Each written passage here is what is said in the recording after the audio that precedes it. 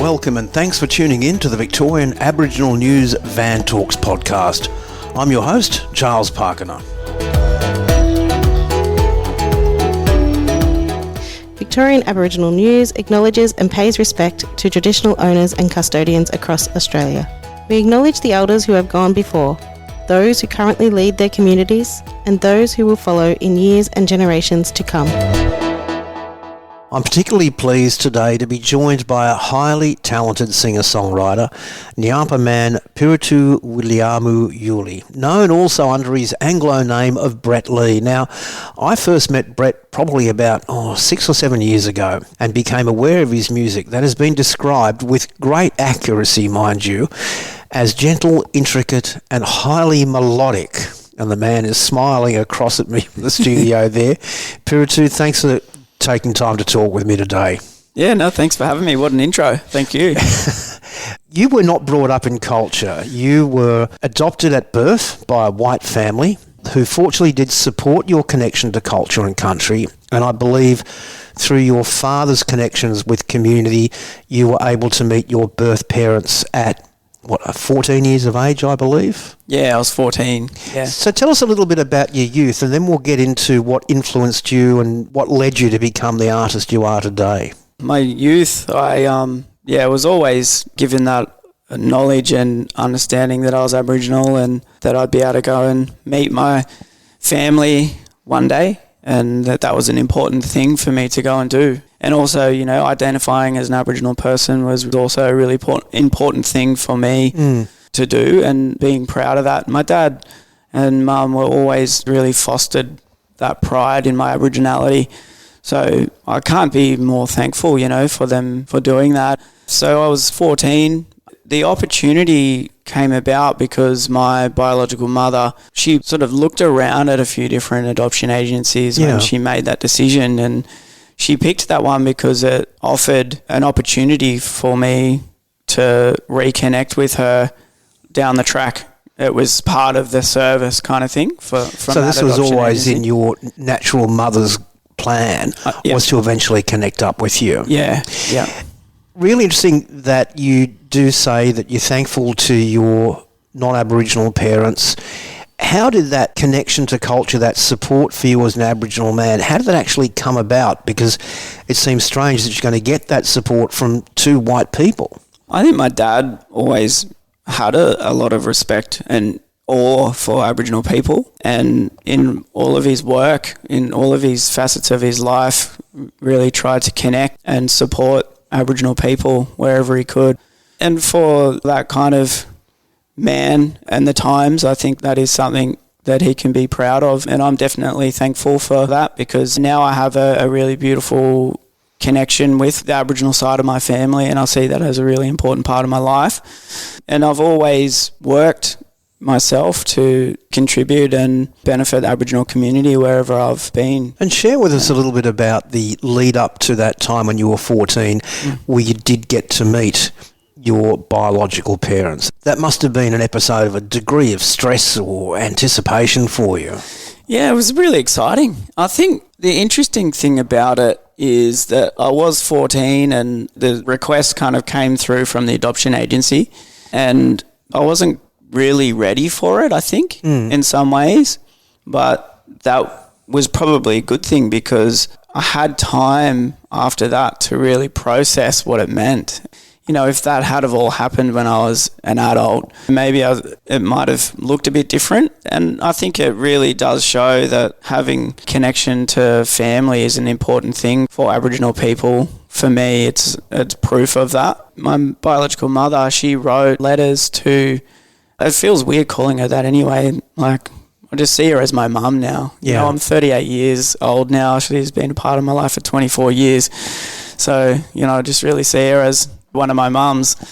But yeah, she wrote letters to the adoption agency to give to me, and so when that opportunity came about, I got to read the letters. It definitely was inspiring for me.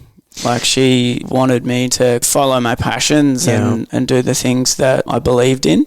Well, talking about passions, when did this passion for music and the realisation that this is the path you wanted to follow.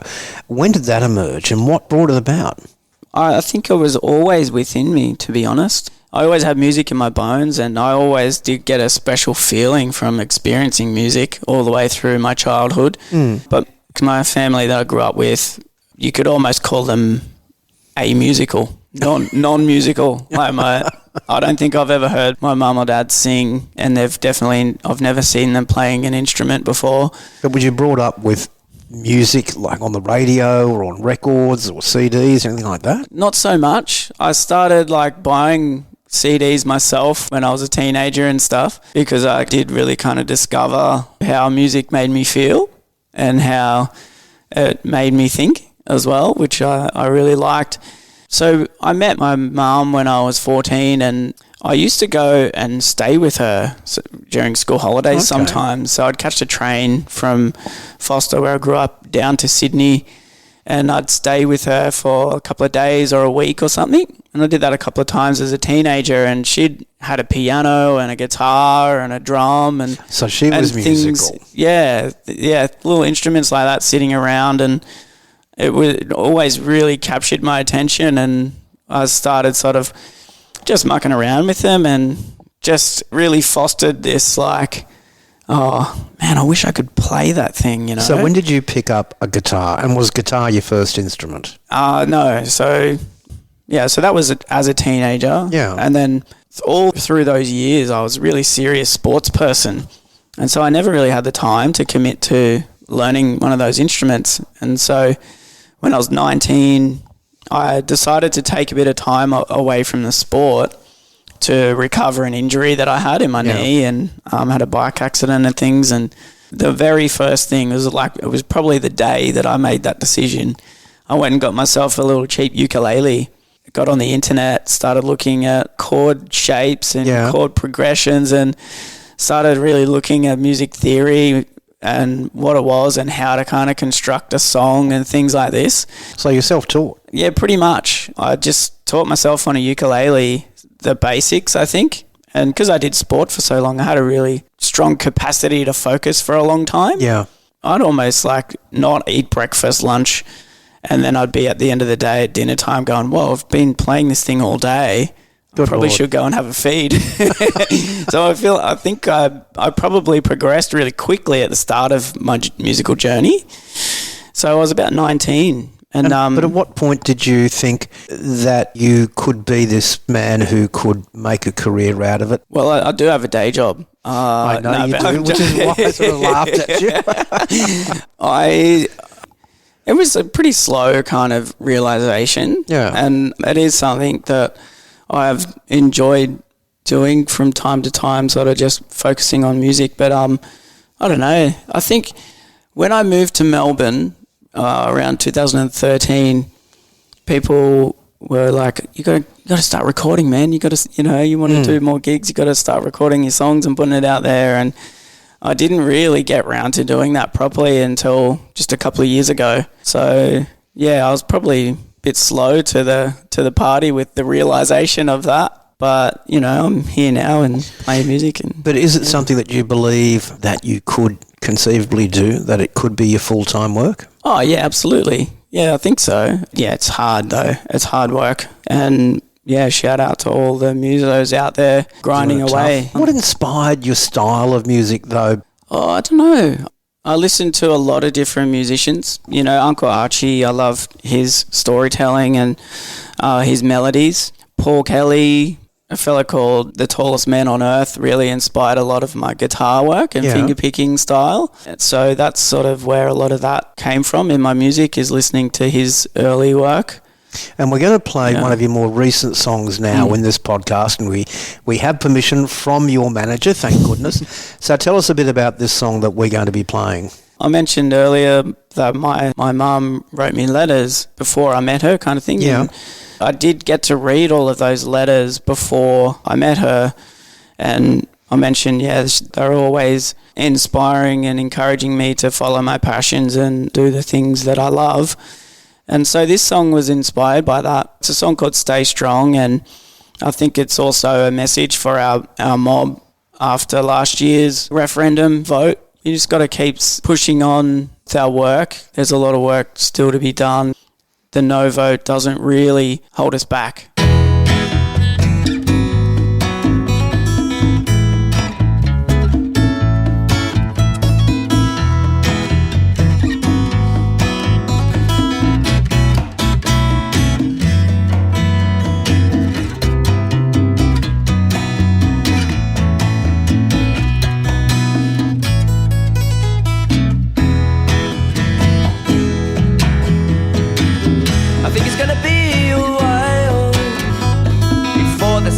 Getting me down, so am I gonna stay strong in the feeling that I know I'm right, and it flows through me.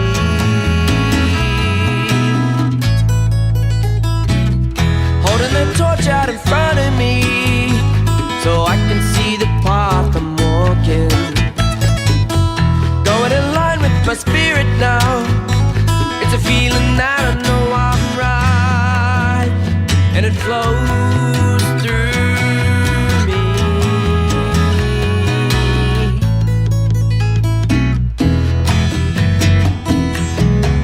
And I was running down the road when I stopped and turned back, because my soul was lost, left behind. My head flat against the sky. How many times have I done this now? Fire when the sun goes down, keeping it lit from within me. It's harder than I could have seen, and it flows through.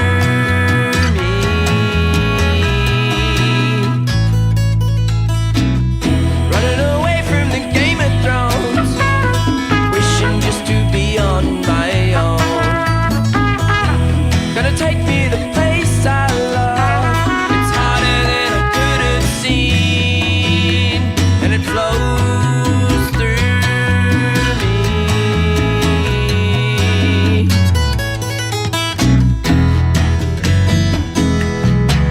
And I was running down the road when I stopped and turned back, because my soul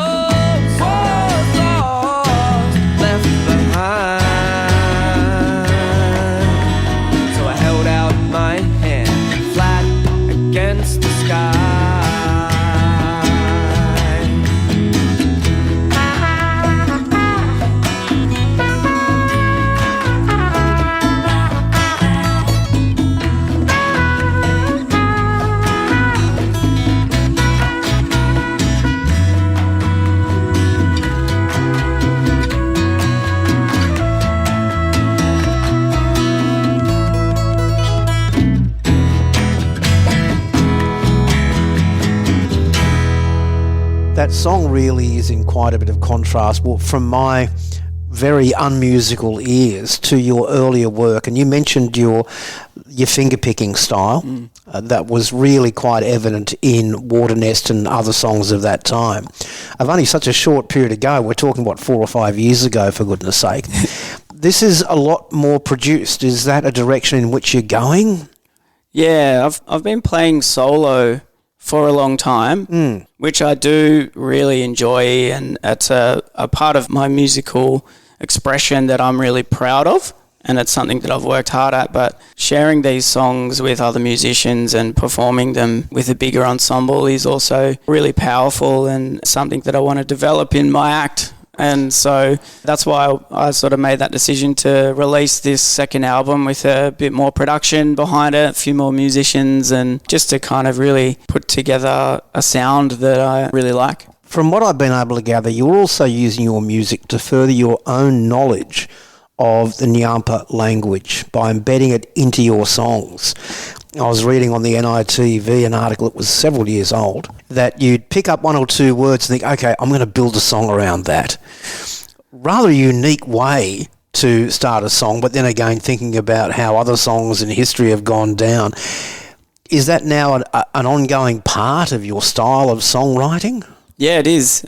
I think it's a good moment to just mention that the Ngampa Language Project has just kind of come to an end, which means Auntie Leslie Woods has submitted her PhD in linguistics, and she's rewritten the whole of the Ngampa grammar that was written in the 1970s. And apparently that was such a complex thing that she said that you needed to have a PhD in linguistics just to understand that particular document. Yeah. Well, that was her project for that PhD. So congratulations to Auntie Leslie, and we're all really proud of her. But being a part of that project has really kind of inspired me to use music as a vehicle to learn as much as I can and share that with my daughter as well, and bring that language sort of back off the page and start using it with our mob, which is a really fun thing to do, to see my little daughter walking around the house. She's what, 4 or 5 now? Oh, she's 6 now. Wow, yeah. Okay. Time has flown. I have been working with that project in other ways as well. So just the other day we translated the Heads and Shoulders, Knees and Toes song,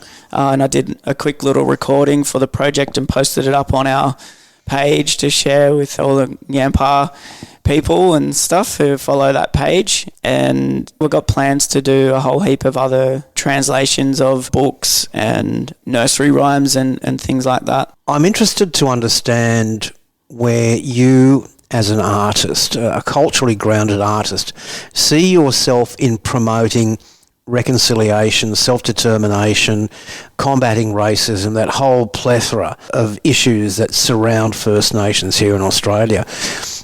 Do you think that you have a key role to play, and maybe all artists should be lending their support, First Nations artists should be lending their support? Yeah, I think if you are standing up in front of people, that stage is platform for you to influence and spread a good message for our mob.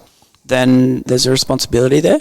And so I do what I can, and I think there's some really great examples of musicians out there doing it in a really powerful way, and probably more powerful than me, but I'm doing my best to do what I can. But yeah, I think there's a platform there for artists to educate and just inspire everyday people to do what they can in every facet of their life to work towards reconciliation. Do you find challenges, though, whether it's racism that's flung at you because you're a First Nations artist, or simply a lack of understanding in the general community of what you're seeking to achieve through your art? Oh, always. There's always hurdles to step over and find ways through and navigate. And I think if you can, as an Aboriginal person, be the bigger person and find a amicable way through those challenges, then it gives you more power in doing that. We also spoke before the interview about the different styles of activism and advocacy, whereas a lot of speakers that get out there, they get very angry. You're there and you're very peaceful and you're getting the message across with your music. You mentioned that there's a place and a time for all these different levels and types of activism and advocacy.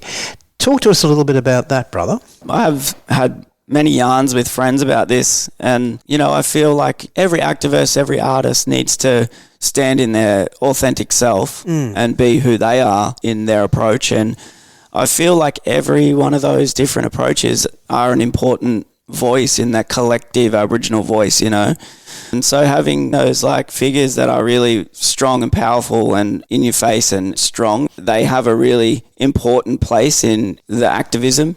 Do you see that you provide a balance to it because it's so... Yeah, I feel like you're calm. Yeah. I admire that so much. That's an important balance, don't you think? Yeah, definitely. I think you've nailed what I'm trying to say, is that there's a balance. If there is a balance, then everyone can listen. There's some people that might not be ready to hear it in that way. Yeah. And there's other people that are ready to hear it in another way, and so on. So there's a place for all of us to do what we do, and all of it is powerful, or all of it is necessary. And what's for the future? I'm working on a bunch of new songs, which I'm really excited about. Yeah, Is this a new album or just some singles we're looking at? I reckon there will be an album at some point, but yeah, there's at the moment just a bunch of new songs that are sitting there, and I'm slowly ticking away working on really excited to start sharing those probably towards the end of the year. People can get your music via Spotify and where else? Anywhere you listen to music, you should be able to find, if you spell my name correctly, you should be able to find it. Just so people know, it's Pirritu, and we will provide links on the website along with a transcript of this interview. So if you do need to get a bit more information about Pirritu's work, then get onto vicaboriginalnews.com.au, search for Pirritu, and you will find all the links that you will need on that particular page. Pirritu, thank you so much indeed for your time. Really appreciate it. And of course, when the next album comes out, we may even do a bit of an exclusive here on Van Talks. Sounds great. Awesome. Thanks for having me. For a full transcript of this interview, visit the Victorian Aboriginal News website at vicaboriginalnews.com.au. Until our next episode, stay safe and stay informed.